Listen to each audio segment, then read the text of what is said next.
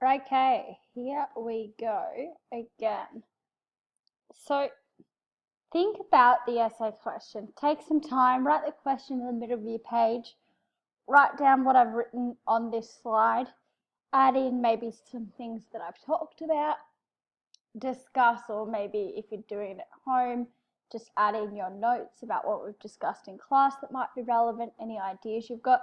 Start to really brainstorm it, okay, and really get all your ideas going before you even plan paragraphs, before you try and get down to the nitty-gritty. Just make sure you've got lots of ideas, lots of quotes. But now let's do some of the nitty-gritty together, okay? If you're sitting at home, it's a perfect chance to try and work out a bit of a structure for this essay. So I'm going to suggest that we go really basic to start off with, a character-based essay structure. So we talked about the 4 characters that faith really affects just before, okay? And we talked about those characters being Moshe the Beadle, because of his experience. We talked about Akiba Druma, okay, and the Young Pol, and of course we talked about Elie himself. All right, so our essay question: in Night, Wiesel explores the impact that loss of faith has on the human spirit. How does he do this? So paragraph 1, my suggestion is that paragraph 1 we could talk about Moshe the Beadle. All right, so who is Moshe? He's a devout Jew.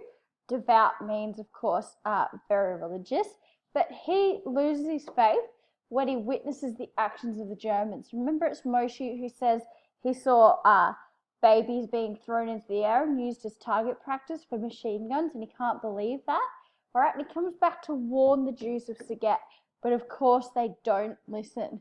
But more important than that, I think, is Wiesel's point that he is the first one to lose his faith. He is the first one that young Elie sees that is no longer the same. And the quote is, Moshe was not the same. He no longer sang. He no longer mentioned either God or the Kabbalah. So this character who Elie looks up to, who teaches him about the church and about his faith, he is changed by his Holocaust experiences. And it's only in hindsight that Wiesel can recognize the significance of this. Paragraph 2, and I'm suggesting here we can talk about the Young Pol and Akiba Druma. All right, so the Young Pol is in charge of Elie's first block. I think that's at Buchenwald. And he talks about faith in life. And he's the one who says that there is a link between faith and hope, okay? And he wants to make sure that the prisoners, this is the Young Pol, understand the link between faith and hope. And he says, have faith in life, 1,000 times faith. By driving out despair, you will move away from death. Page 41. So he says you have to believe. You have to believe that you are going to be okay. Have faith in life. By driving out despair, by not despairing, by not giving up, you will move away from death. He says if you give up, if you quit now, then you are dead, okay? And that becomes really significant with our next character, Akiba Druma. So, of course, oh, I forgot an Akiba Druma slide. Oops, sorry. So I'll just talk about Akiba Druma with you. So Akiba Druma, of course, is the young boy who says that God is testing us. He famously says, this is a test. God is testing us. He needs to see that we are strong enough. The Holocaust is a test, okay? He's very sure of his religious convictions still when Elie meets him. But then Akiba Druma changes. He changes his mind. He can no longer believe in God. And that's when Wiesel says he offered his neck to the executioner. And be careful here. A lot of students think that this is a literal thing. No, it's a metaphor. Because he gave up his faith, he had no reason to keep fighting. So he may as well have been like a pig to the slaughter, because he was no longer actively trying to survive.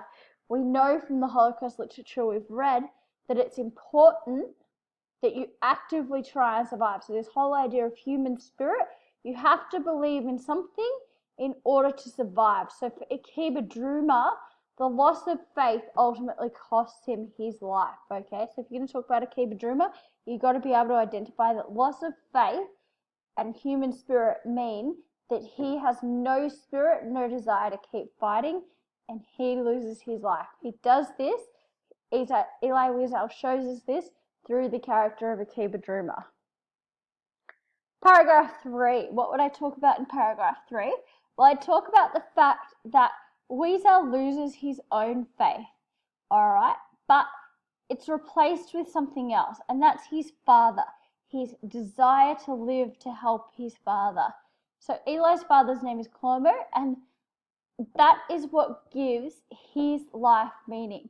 Without his father in his life, Elie cannot see a reason to go on, okay? So he may give up, not so much he doesn't believe in God, but he no longer thinks that God is the answer or that God is a reason to keep on living because he feels like God has abandoned them. But his father is a reason to keep on living. And then, of course, we know at the end of the book, his father dies, and he doesn't tell us about that period of time. He says simply, since my father's death, nothing mattered to me anymore.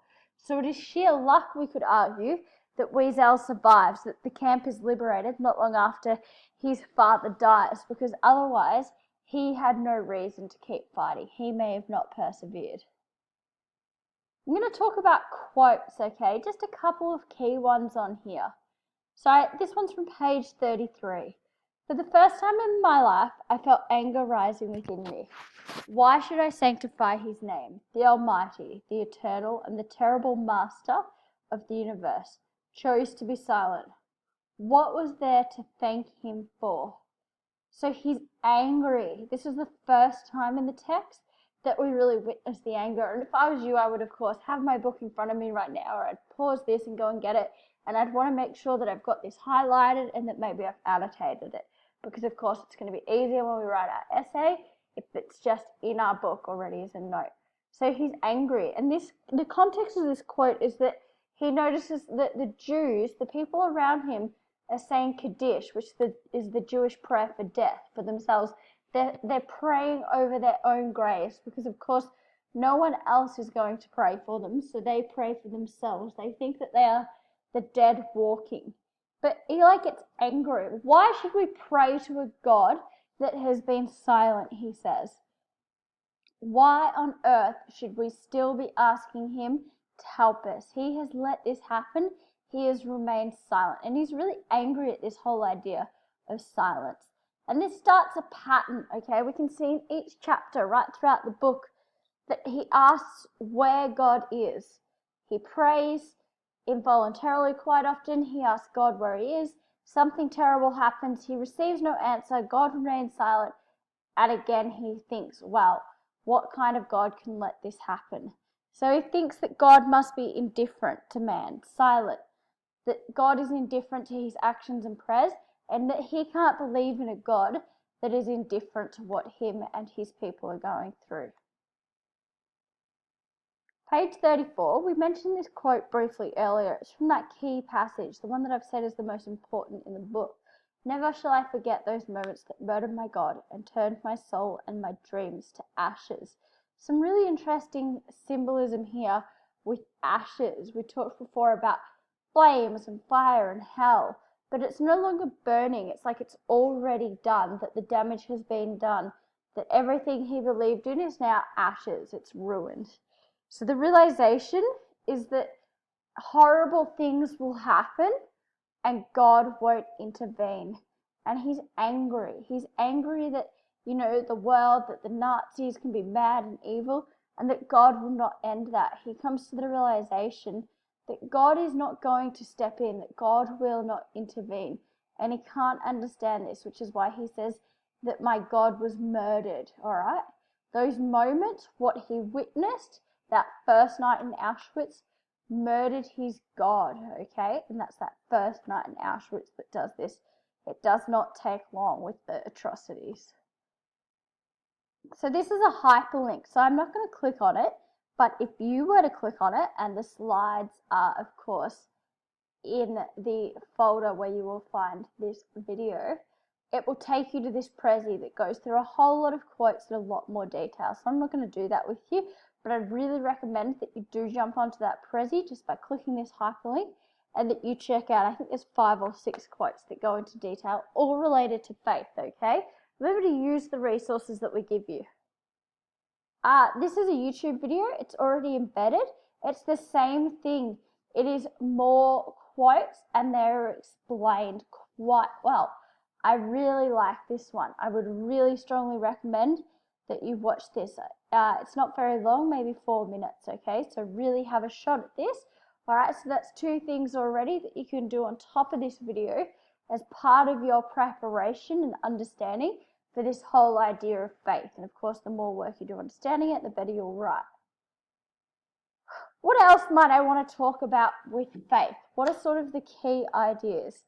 Well, you could talk, for example, about his faith at the start of the text and how essential it is. If you're going to write a faith essay, at some point you're going to need to acknowledge that Elie was a devout Jew, that he believed inextricably in his religion, in his God, okay? So he's a devout 13-year-old. Hope and faith are at this stage one and the same thing. His hope for the future is tied up with religion and what he believes with regards to religion. So you might talk about religious faith and practice, how Elie prayed, how he studied the Kabbalah, etc. The connection between faith and hope, the fact that he believes that everything will be okay because of his faith, and this is why they have so much hope early in the text. And of course, if you've read a little bit on hindsight, you'll also see, you know, all these moments where he says the Jews won't come this far. It's kind of an example of that hope. And we talked in class about the fact that as part of their faith, the Jewish people did not believe that such poor things could happen. All right, so you're going to need to find examples from early in the text about Elie growing up as a child in Sagat. And I know that we definitely talked about some of these examples in class, that you would have done so with your teachers. What else? You could talk about that key passage and the whole idea that the first night in Auschwitz murders his, being Elie's God, that this is the beginning of the erosion of faith. So you're going to have to say that his faith is diminished upon entering Auschwitz. All right, so you're going to have to acknowledge that he's a devout child, but when he enters the camps, faith changes significantly. What was the cornerstone of his existence is now challenged quite significantly. You're going to need to talk about the recurring motif of night, the darkness that comes with the horror endured at Auschwitz, and you're going to need to talk about the transformation that takes place within Wiesel himself. And of course, you're going to have examples, all right, and that is quotes that reference Elie questioning God and God's absolute justice. All right, I've got 2 minutes left according to my timer. Let's go. Paragraph idea 3, the role of hope, that we all need something to hope for. We all need something to believe in. If we're not working towards something, what is the point of life? All right, and a sense of emptiness overcomes him when his faith doesn't exist. He rejects his God, but he needs a substitute. That substitute becomes the relationship with his father. His father gives him a reason to live. You've got to understand that.